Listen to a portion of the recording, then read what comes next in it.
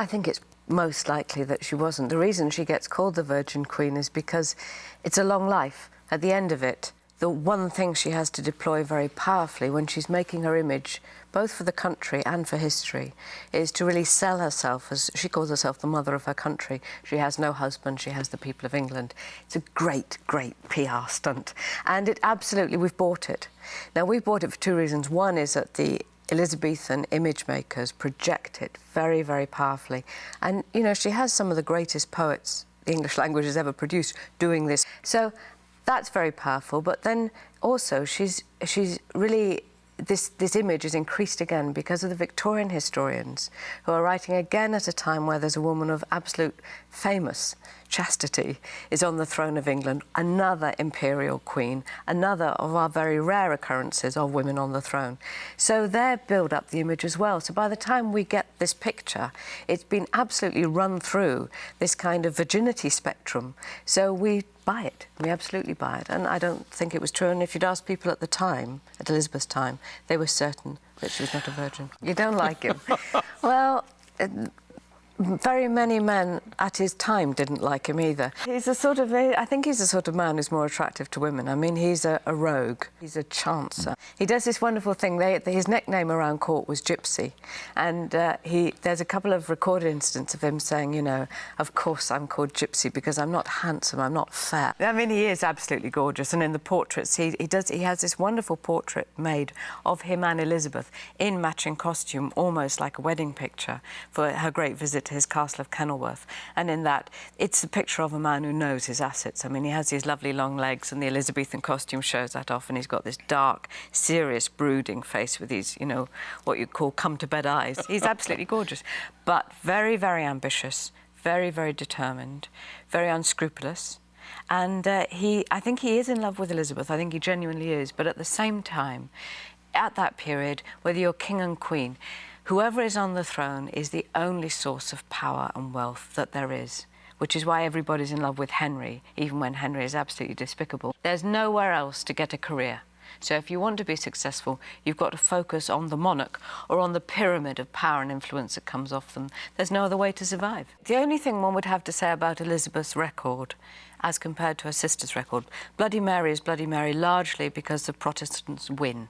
I speak as a Protestant, we write the history. The people that we defeat, like the Armada, the Spanish, like the French, go into English history as thoroughly bad people because we, the Protestant English, are the best. Elizabeth's reign was great for espionage and torture. So although she didn't execute nearly as many as Mary did, she tortured far more. Well, I take probably less licence than you might think that this is a time where the stories where what is going on is absolutely extraordinary. Yes. I mean, you've got a young woman coming to the throne. She's in love with a young man who's been in prison in the Tower of London under threat of his own death. He's seen his own father. I mean, it's they're most extraordinary pair of young survivors. And all of a sudden, they get to the throne of England, and the wealth and the possibilities are laid out before them.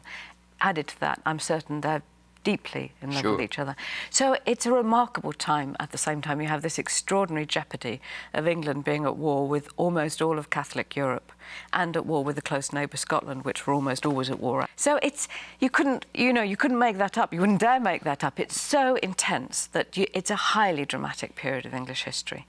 The bits that I do make up are the bits where there happens to not be much of a record. So the character, who's almost all fiction, is Amy Dudley, Robert's wife, because we don't know her date of birth. We know very little about her. We know when she was married because she marries into a grand family then.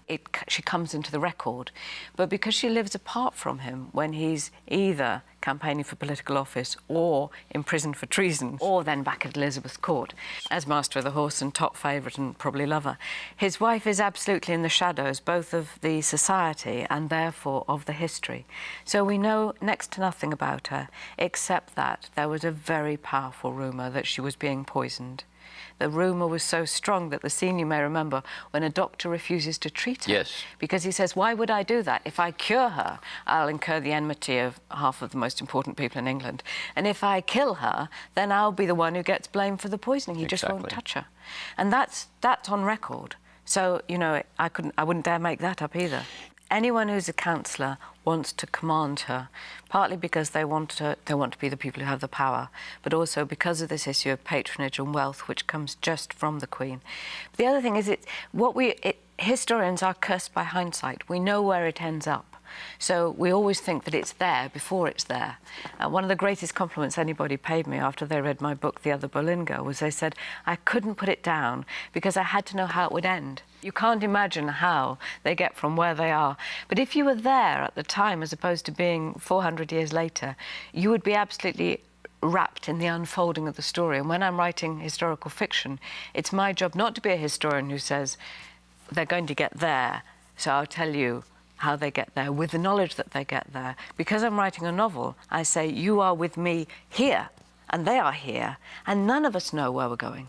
You know, it'll turn out how it turns out. Chance is going to play the enormous part it always plays. There'll be a bit of luck, there'll be a bit of bad luck, and there'll be, in the case of the Elizabethan court, some, consummate planning. I think because she's a fictional character in the sense that there's no history to draw on, I did what I do with any fictional character, which is that I do a little exercise and I say I'm her. Where would I go? What would I feel about it? And I think most women who've had erring husbands, and in this case, worse than erring, not one coming home saying, can you forgive me, but saying, I'm now going to leave you, go through a period of, hysterical rage. She's certainly beyond herself several times with him, but find some kind of strength to survive it. And so I think she does that. And one of the things that was very interesting is in a novel which is dominated by the Protestant faith, because they are in the ascendancy in this novel, it was very interesting to me to use Amy as a vehicle to show a woman who was loyal not only to her marriage vows and not only to her rather worthless husband, but she's actually loyal to her Roman Catholic faith. So she finds a lot of courage and comfort in the church, which is in a sense in the same bad condition that she's in. The church that has been the Church of England is now absolutely in disarray, absolutely being reconstructed in a new shape. So the priests who remain faithful are, in a sense, betrayed as well. It's a very interesting ruling, which everyone was very clear about at the time, that the order of being, the power from God descends. God, angels, saints interceding, kings. So the Queen outguns everybody, really, mortal. Yes. Then husbands, who outgun everybody, and then wives after that. However, it's like a kind of Geneva Convention rule. If your husband asks you to commit a mortal sin, although he is your master in the sight of God, you can, in a sense, apply God's law, you can interpret it. What's so interesting is that the Protestant view would be that you can apply to God, you can sidestep a priest, you can apply to God directly.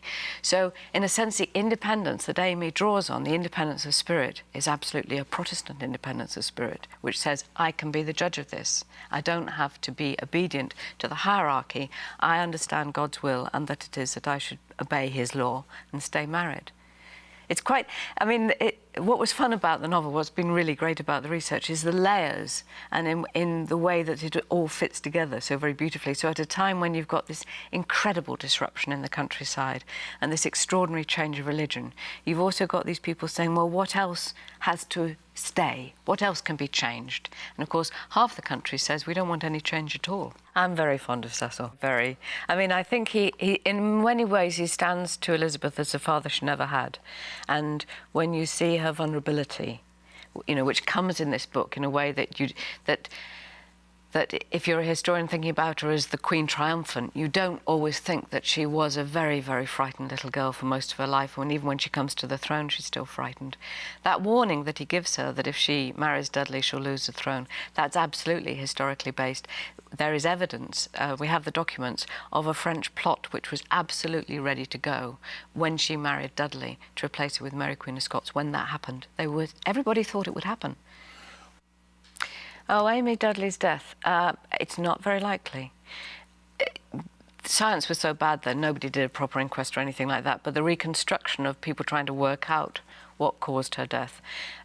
She may well have been ill, that's quite possible, but she cleared the house of the servants. She knew what she was doing. She got the house absolutely empty. She insisted on them leaving. So she was expecting somebody to come that she wanted to meet in secret. The Queen, everything that I say in the novel, in which the Queen and Cecil jointly incriminate not only Robert Dudley, but also incriminate the Queen herself, that's on the record. Elizabeth tells the Spanish ambassador 2 days before Amy Dudley is dead that Robert Dudley's wife is, and I quote, dead or nearly so. It's the most extraordinary, it's the most extraordinary thing. When the news comes to the court that Amy is dead, they don't send the news as to how she's died. And Elizabeth says, before the news has arrived, she must have had a broken neck. You go, well, how would you know that if you were not party to it? So there's no doubt in my mind that one of two answers has to be apparent.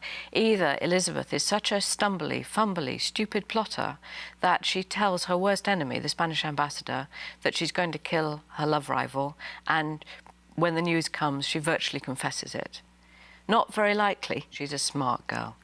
Or, therefore, my second preference, which is that she and Cecil decided, firstly, to dispose of Amy, and then to incriminate Robert Dudley. I think she was preparing for a secret meeting, yeah. Someone had asked her for a secret meeting. Well, don't girls grow up interesting? When we see her at that age, she's still a girl. So, of course, she gets blown about, and of course she gets frightened and she loses her nerve. But every time she makes a mistake, that's the last time she makes it, she figures out what to do next time. So there's a line in the book where she says, I am my own pawn. I have nothing to play but myself. And I think the realisation, which is so much like her mother's realisation, Anne Boleyn's realisation, that in the end, if you're a woman, you can at least, you've got your own capital, you can at least play yourself. And if you play that cleverly enough, you might go anywhere. And Elizabeth's deployment of her feminine wiles, of her vanity, of her beauty, of her power, then ultimately of the authority that she could run over this country, which she was now, by now, she and Cecil were making, very much according to Cecil's long-term plan, but she understood it. Then you have a very, very powerful woman in power, but she has to grow into it. Well, I started with the murder mystery, and what seemed to me so peculiar when I read all the historical material about it was I did it like I tracked it like it had just happened. So I didn't say I'll take one historian's view or another. I just looked at the evidence and I went, firstly, who would benefit from this? How would they do it? How does the evidence match with it? And to me, nobody else could have done it. Nobody else wants to do it. Nobody else has the means to do it. And such evidence as we have, which isn't complete, just seems to me to indicate who does it. I'm very excited about it. It's, in a sense, it's a step back in time. It's the story of Catherine of Aragon. Again, what we're talking about, the mother of Mary, Henry's first queen that he married because he loved her so much, because he thought she was gorgeous. 16 years later, she's the old queen and she's pushed aside for Anne Boleyn. But when she first comes to England, she's a girl of 16. She was brought up in the Alhambra Palace in Spain, in Granada. She's the daughter of Ferdinand and Isabella, who, in the year that they finally expelled the Muslims, the Moors, from Spain, send Christopher Columbus off to discover your country. So it's a most extraordinary time to be a princess. And from that Spain, that very powerfully Islam-dominated Spain, she comes to England, and they move her into Ludlow Castle, which is a tiny, very, very cold castle at the back of Wales. And from there, she has to make herself Queen of England. That was a novel that I wrote. It's a sequel. There's two. There's Earthly Joys, which is out now in paperback, and Virgin Earth, which is coming out of that. They're reissues. What's been so wonderful is that so many people have enjoyed the other Boleyn girl, the Queen's Fool, and now the Virgin's Lover, that the demand for my work has really increased. So we're reissuing some of the backlist, and Earthly Joys and Virgin Earth are coming out soon.